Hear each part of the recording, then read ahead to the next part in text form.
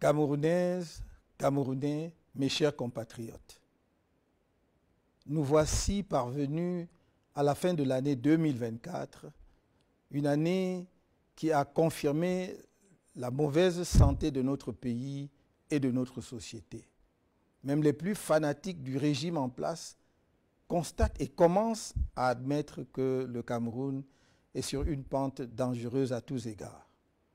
Chacun de nous le ressent sur lui-même, dans sa vie quotidienne et par rapport aux perspectives d'avenir du pays. Contrairement à l'habitude, je ne vais donc pas faire un bilan récapitulatif des échecs du pouvoir en place au cours de l'année 2024. Il me suffit de relever que la situation sécuritaire de notre pays ne s'est pas améliorée de façon significative.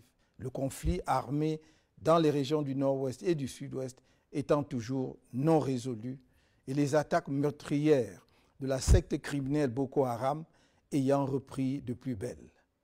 Que nos performances économiques sont loin derrière celles de pays de niveau comparable en Afrique, cependant que notre endettement public ne cesse de s'aggraver et à des taux d'intérêt quasi usuraires pour des investissements invisibles ou inachevés à date, mettant ainsi un lourd fardeau sur les épaules de nos enfants qui devront payer pour notre légèreté et nos malversations. Que la situation scolaire est catastrophique et sur le plan social en particulier, avec une hausse continue des prix des denrées de première nécessité qui rend le coût de la vie insupportable pour nos populations, en particulier les plus pauvres et les plus vulnérables. Que l'augmentation successive des prix des carburants, sous le prétexte mensonger de la suppression des subventions de l'État, contribue à la cherté de la vie, alors que notre pays est un producteur de pétrole, si modeste soit-il. L'état catastrophique des infrastructures routières, notamment les pénuries chroniques d'eau potable et les coupures intempestives de l'électricité, qui détruisent les outils de production des entreprises, compliquent la vie des ménages et empêchent naturellement l'industrialisation du pays. Bref, le septennat volé qui s'achève en 2025 aura été véritablement un gâchis pour notre pays. Le septennat des grandes opportunités est devenu celui des grandes désillusions et de la déprime nationale. Le candidat de la force de l'expérience a disparu pour laisser place à un gouvernement de la force sans expérience, qui répand la terreur pour essayer de soumettre les Camerounais. Mal lui en prend. Le mérite, le seul de ce septennat, est de convaincre une écrasante majorité des Camerounais de la nécessité urgente d'un changement par l'alternance politique dans notre pays. Par conséquent, je vais focaliser mon propos sur ce qui nous attend en 2025 et faire une esquisse de ce que nous pourrons faire ensemble dans les mois et les années à venir pour redresser l'économie, la situation sociale et culturelle de notre pays et assurer le rayonnement international du Cameroun.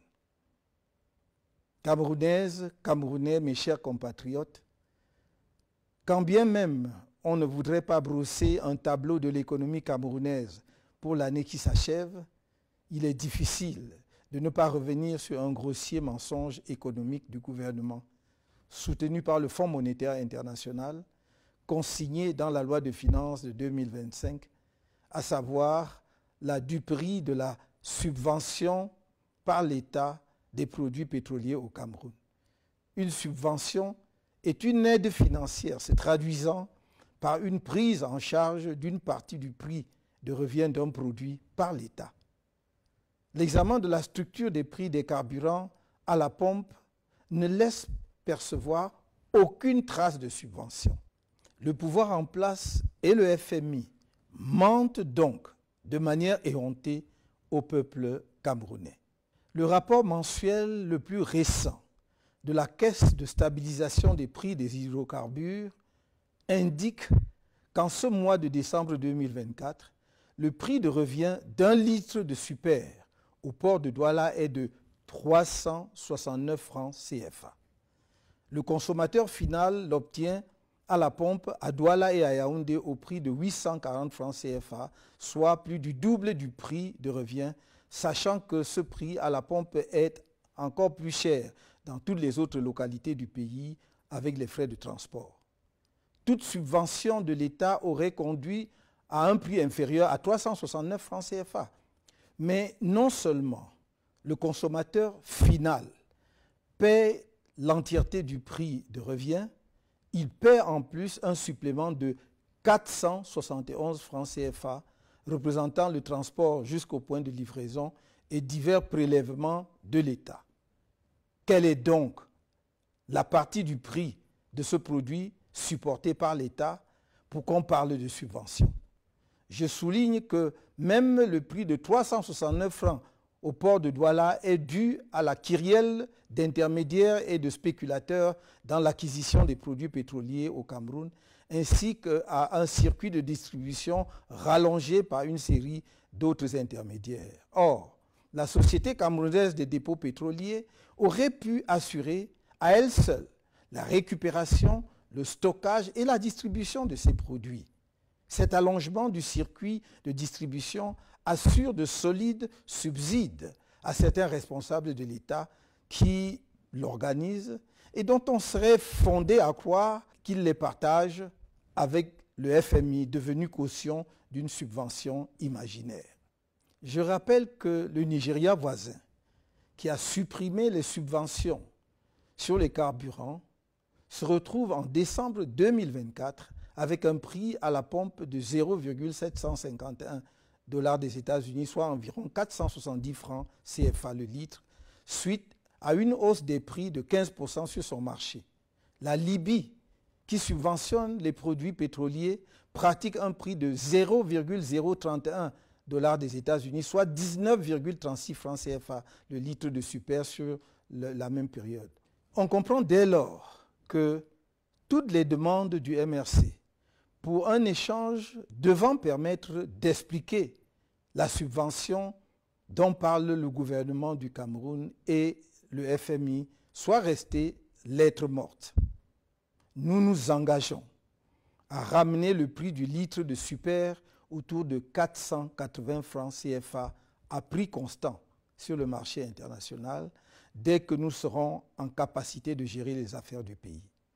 Le surplus prélevé sur le prix de revient par litre permettra de réaliser dans les plus brefs délais une raffinerie de dernière génération dont la mise en marche permettra de baisser davantage les prix pour les situer dans la moyenne des prix de production des pays transformateurs de pétrole. La mauvaise gestion des finances publiques et des ressources du pays a conduit à une fuite dans un endettement que certains prétendus analystes qualifient de modéré, voire faible, alors qu'il s'agit d'une dette essentiellement toxique, car notre pays est rendu à un point où il doit recourir à de nouveaux emprunts pour régler les anciens. Cela est très frappant lorsque l'on considère la zone franc dans son ensemble. Le Cameroun y apparaît comme le pays le plus endetté auprès de la Chine et de la France, devant des pays qui, a priori, se classent devant lui en matière de dette sur la scène continentale.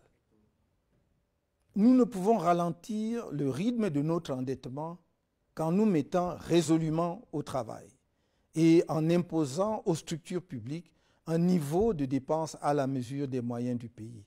C'est pourquoi nous nous engageons notamment à réduire drastiquement le train de vie de l'État, à accroître substantiellement la production dans tous les secteurs de l'activité économique nationale et à accélérer l'industrialisation du pays afin de devenir une économie fortement exportatrice et de redresser la balance commerciale, à instaurer la bonne gouvernance en étant intraitable sur la corruption et les détournements des fonds publics, à l'amélioration significative du pouvoir d'achat afin de booster la consommation et stimuler en même temps la production locale, source de croissance économique.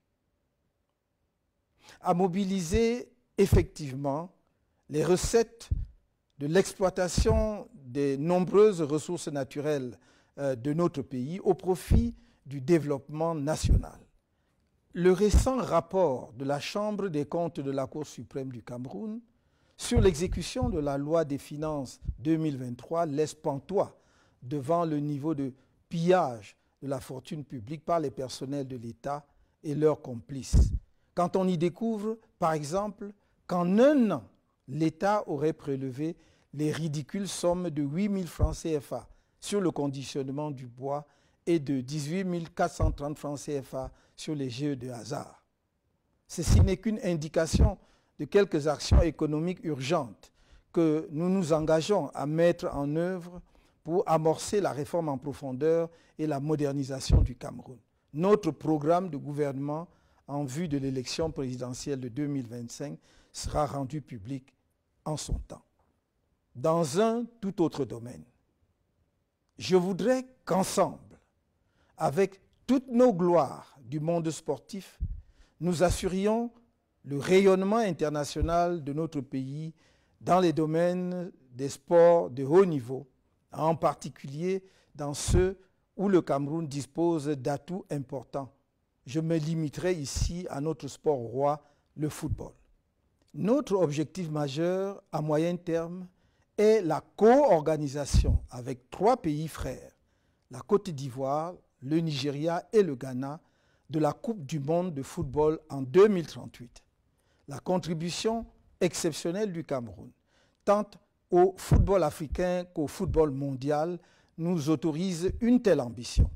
Nous sommes convaincus qu'en s'associant dans une telle initiative, le Cameroun, la Côte d'Ivoire, le Ghana et le Nigeria, 4 grandes nations de football africain et mondial, dotées d'infrastructures sportives de classe mondiale, auraient de bonnes chances de convaincre les instances compétentes de la FIFA de leur capacité à organiser ensemble, avec succès, un tel événement planétaire entièrement sur le sol africain après l'Afrique du Sud.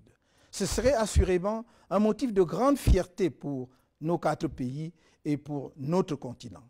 Avec votre soutien, nous mettrons un maximum d'efforts et de ressources diplomatiques pour convaincre les uns et les autres de la pertinence d'un tel projet. D'abord la Côte d'Ivoire, qui aurait déjà manifesté l'intérêt pour l'organisation de cette grande fête du football mondial, puis le Nigeria et le Ghana, ensuite la FIFA.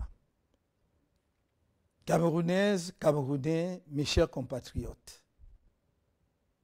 l'année 2025 est, faut-il le rappeler, une année électorale décisive pour notre pays. Je serai candidat au scrutin présidentiel à venir. C'est assurément une mauvaise nouvelle pour ceux qui ont rêvé qu'ils pourraient garder le pouvoir ou y accéder sans affronter le peuple du changement et de l'alternance, c'est-à-dire les forces favorables à la démocratie dans notre pays. Ceux-là doivent se raviser, car par la grâce du Très-Haut, je serai candidat sans aucun doute. Le candidat porté par le MRC et les autres membres de l'APC, le candidat du peuple de la rupture avec une dictature néocoloniale. Ma candidature remplit toutes les conditions fixées par la Constitution et le Code électoral, et chacun devra en prendre acte, parce que telle est la loi. Le scrutin présidentiel à venir opposera 2 conceptions du Cameroun. D'une part, une conception passéiste et tribaliste d'un pays figé dans l'inertie, fondé sur l'arbitraire et l'exercice de la terreur contre les citoyens, gangréné par la corruption, héritière du pouvoir colonial et de ses pratiques, et au service d'une nébuleuse néocoloniale effrayée par la modernité autant que par la diaspora camerounaise, dépourvue d'empathie et de compassion vis-à-vis des populations les plus vulnérables ou sinistrées comme à Izeka, au mont Bankolo, dans les inondations de l'extrême nord, à Ngouaché ou à la falaise de Tchan, pour ne citer que quelques exemples récents. En tous ces lieux de douleur et de larmes, les populations espéraient en vain la présence d'un président indifférent et irrémédiablement absent. D'autre part, une conception d'un Cameroun moderne, humaniste, compassionnel et solidaire, à l'écoute du pays profond, y compris de sa diaspora et de ceux qui en sont venus à une révolte violente, profondément attachée à l'état de droit et à la justice, ouverte à l'indispensable réforme de l'État pour mieux répondre aux aspirations de toutes les composantes de la nation et portée par l'attention à la nécessité de s'enraciner dans nos cultures, de maîtriser les savoirs scientifiques et technologiques, de réaliser un progrès collectif partagé et attaché à la défense de la souveraineté de notre pays et de notre intérêt national, à la construction d'une Afrique unie, digne, respectée parce que puissante et maîtresse de son destin. Telles sont les deux visions d'avenir de notre pays qui sont devant vous et qui doivent éclairer votre choix en 2025. Tous les efforts doivent être faits afin que nous atteignions notre objectif ultime à l'issue de ce scrutin, à savoir la victoire. Dans cette perspective, un budget a été approuvé lors du Conseil national du MRC tenu le 26 octobre dernier à Yaoundé. Il sera complété éventuellement par les prévisions des autres membres de l'Alliance politique pour le changement. L'élection présidentielle de 2025 n'est pas juste un scrutin comme ceux qui l'ont précédé. C'est une élection cruciale dans la vie et l'histoire de notre pays qui permettra de le relancer ou de le laisser poursuivre sa dérive dans les décennies à venir. C'est pourquoi j'en appelle à notre sursaut collectif face au candidat du pouvoir, qui qu'il soit, car le candidat du RDPC bénéficiera, comme d'habitude, des financements illimités de l'État, des grandes entreprises, des femmes et hommes d'affaires les plus riches du pays, voire du discret soutien de certains pays étrangers. La contribution de chacun au financement de notre participation digne et efficiente au scrutin à venir est donc indispensable. Nous lancerons la campagne de collecte des contributions au cours du mois de janvier.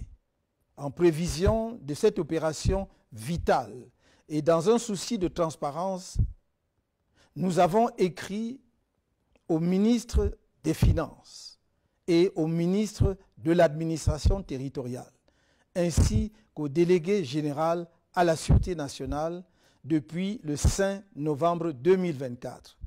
Non seulement pour les en informer, mais aussi pour leur demander expressément de nous accompagner dans cette opération afin d'éviter toute spéculation inutile ou malveillante sur les résultats de la collecte et son utilisation.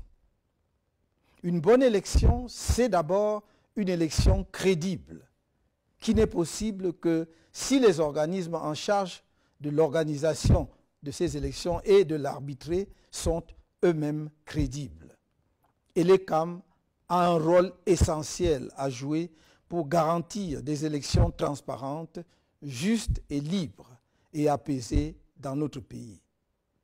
L'expérience tirée de notre participation au double scrutin législatif et municipal de 2013 et plus encore de l'élection présidentielle du 7 octobre 2018 montre un arbitre de jeu électoral plutôt partisan. Une illustration récente est l'attitude de l'ECAM pendant l'année 2024, alors que les Camerounais se mobilisaient comme jamais auparavant pour les inscriptions sur les listes électorales et qu'on se serait attendu à ce que l'ECAM les y encourage avec enthousiasme. On a tous été témoins des manœuvres d'obstruction engagées en particulier par la Direction générale de l'ECAM. Cette tare qui inspire à la population le sentiment que tout est joué d'avance doit être corrigée impérativement avant le prochain scrutin présidentiel.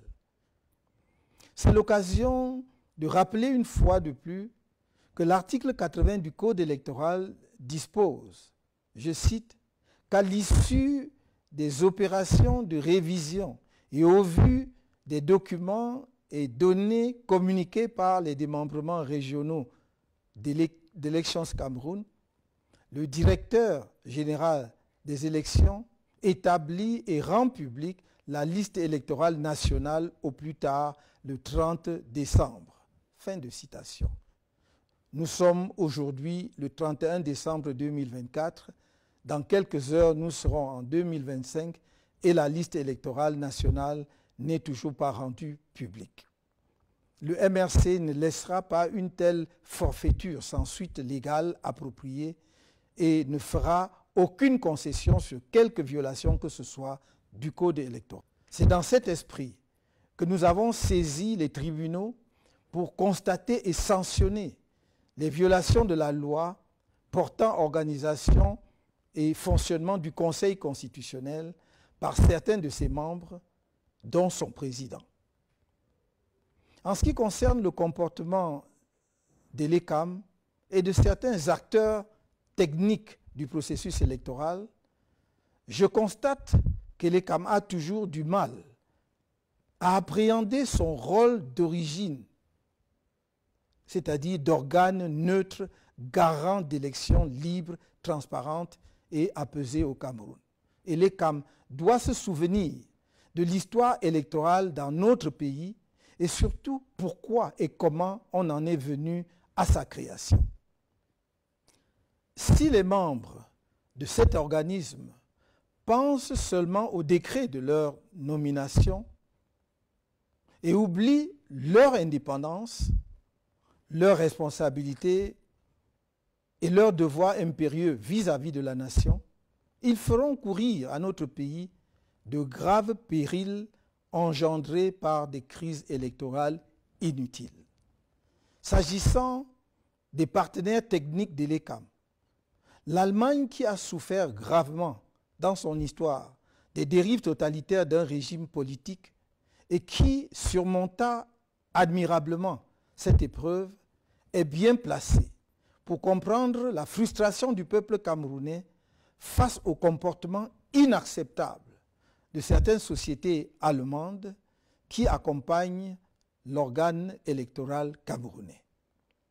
Ces sociétés s'étaient engagées à mettre en place une biométrie électorale au Cameroun depuis plus de 10 ans et depuis lors se sont transformées en agents techniques de la fraude électorale qui permet à un candidat battu aux élections successives de se perpétuer au pouvoir dans notre pays.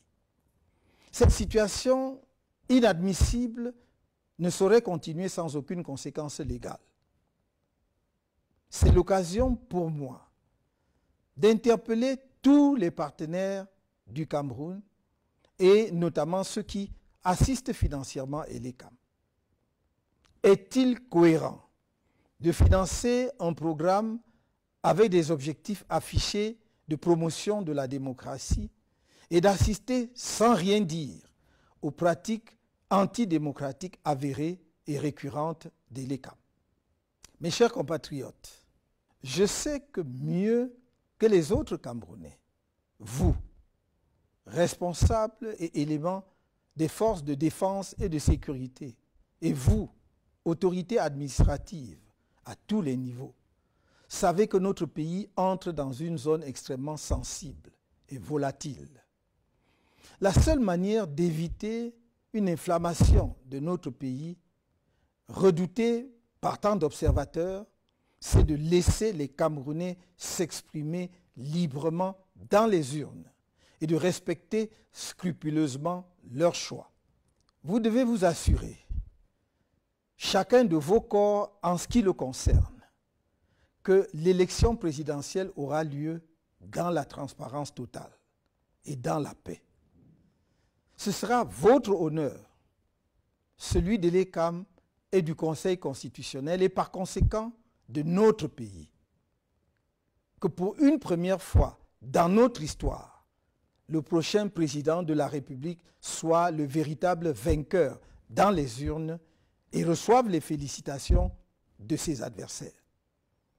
Dans cette perspective, votre mission cardinale en cette année électorale si particulière devra être de protéger la loi et non pas un homme ou une femme, un clan ou un parti politique. Votre responsabilité est particulièrement grande.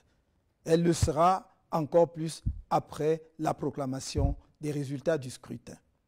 Nul ne doit se sentir menacé par le changement à travers l'alternance démocratique que les populations de nos 10 régions, celles des villes comme celles des villages, appellent de leurs vœux.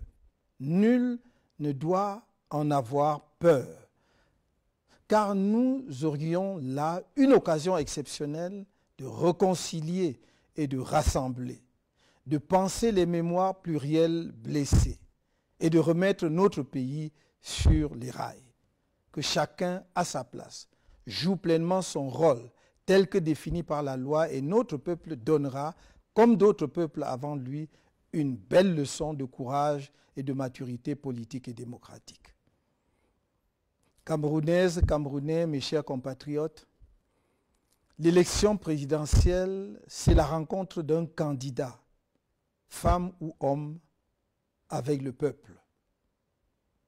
Je suis certes candidat du MRC et de l'Alliance politique pour le changement à l'élection présidentielle à venir. Mais c'est vous, Camerounaises et Camerounais, électeurs de toutes les régions du pays, qui déciderez de qui sera votre prochain président de la République.